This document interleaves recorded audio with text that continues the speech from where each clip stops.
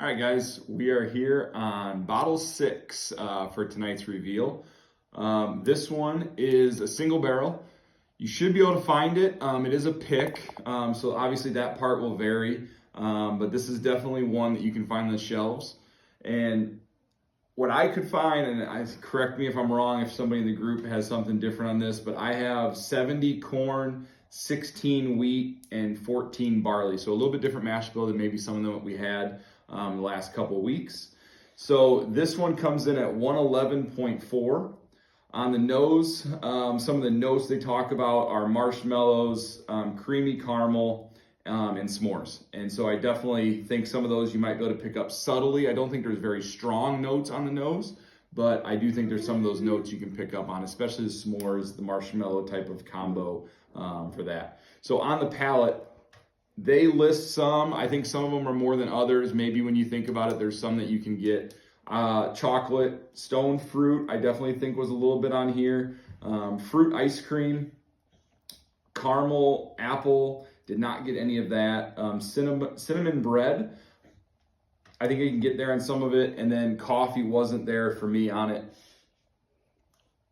But overall, I felt like it was a very pleasant pour. I don't think the flavors like popped you in the mouth. I don't think the proof was overwhelming. I don't think it had a ton of heat behind it. I think this was just a really great drinker. I think some of you out there that usually geared towards a little bit lower drinking proof, or at least tasting proof, this one will definitely hit your palate. Had a great finish, stays consistent, right in the middle of the tongue, not so much back or front, but right in the middle of the tongue. Strong, long finish. I think this was a very good overall pour. The price on this just depends on the pick and the store that you get it from. So this one is in the $80 to $90 range, but definitely one you're gonna be able to find. Your local Benny's or Jewel is all gonna have a pick there. So this one is Maker's Mark Private Selection. This one is out of Las Vegas. It is a pick by Whiskey Slickers.